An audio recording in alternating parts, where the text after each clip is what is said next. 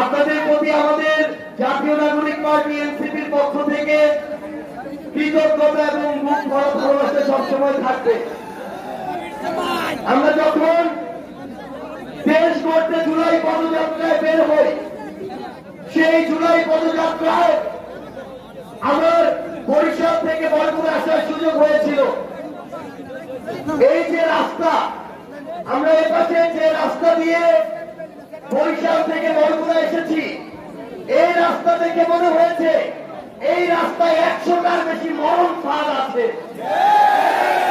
বরগুনার মানুষের জন্য এই রাস্তায় যতটুকু না সোজা রাস্তা আছে, তার চেয়ে বেশি রাস্তার বাঁক আছে। আমরা অন্তর্বর্তীকালীন সরকার সহ আমরা এনসিপির পক্ষ থেকে কমিটমেন্ট করতে চাই এবং আগামীর বাংলাদেশে আমার এই বরগুনায় যারা রাজনীতি করতে চাইবে তাদেরকে স্পষ্ট করে একটা অঙ্গীকার করতে হবে যে বরিশাল থেকে বাইপাস হয়ে এই বরগুনা পর্যন্ত এই যে রাস্তা, এই রাস্তাকে এই বরগুনার মানুষের মরণ ফাঁদ হতে মুক্তি দিতে হবে। আমরা বরগুনা শহরের অলিতে গলিতে ঘুরেছি। এই বরগুনা শহরের রাস্তাঘাট থেকে আমাদের শুধু একটা জিনিস মনে পড়ছিল, ওই হাসিনা যে দেশ ছেড়ে পালিয়েছে, আমরা জানতাম ওই হাসিনা এই দক্ষিণবঙ্গকে নাকি উন্নয়নের জোয়ারে ভাসিয়ে দিয়েছে।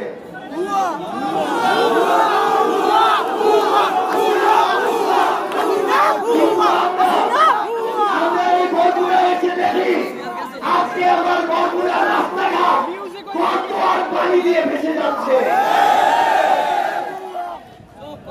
আমরা এই বরগুনা জেলার যখন হাসপাতাল সম্পর্কে খোঁজ খবর নেই, তখন জানতে পারি যে এই বছর বাংলাদেশের জেলা হিসেবে শুধুমাত্র ডেঙ্গুতে সবচেয়ে বেশি মারা গিয়েছে এই বরগুনা।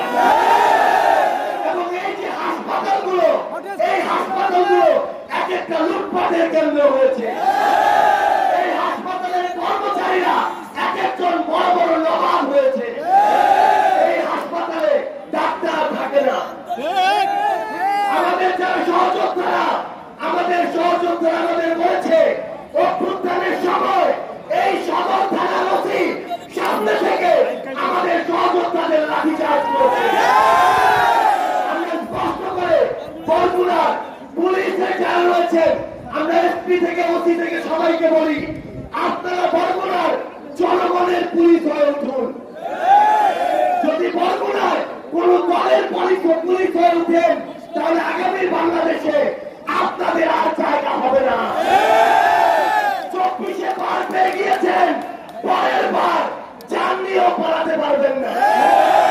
আমরা স্পষ্ট করে প্রশাসনের প্রত্যেকটা জায়গায় যারা আছেন, রাজনীতির প্রত্যেকটা জায়গায় যারা আছেন, আপনারা যেই দলেরই হন না কেন, চাঁদাবাজির দিন শেষ, সিন্ডিকেটের দিন শেষ, দুর্নীতির দিন শেষ, কালো হাতের দিন শেষ, মাদক ব্যবসার দিন শেষ। দিনের বেলা বড় বড় লেকচার মারবেন আর রাতের আধারে মাদকের ভাগ দিবেন, এই দিন আর নাই। আমার প্রিয় বরগুনাবাসী, আমার পরিবারের বরগুনা, আপনাদের কাছে আমার আহ্বান, আপনারা যদি রুখে দাঁড়ান আর কারো সাহস হবে না আপনাদের গলা চেপে ধরা। 24-এ আপনারা দল লোক নির্বিশেষে রুখে দাঁড়িয়েছিলেন বলে হাসিনার মতো এত বড় ফেরাউনের পতন হয়েছে। আমি আপনাদেরকে অনুরোধ করব, আমাদের জায়গা থেকে আহ্বান জানাবো, যেই দলেরই হোক না কেন, যেই মত ধর্ম বর্ণেরই হোক না কেন, কেউ যেন এই বরগুনায় অন্যায় করে আর পার না পেয়েছে।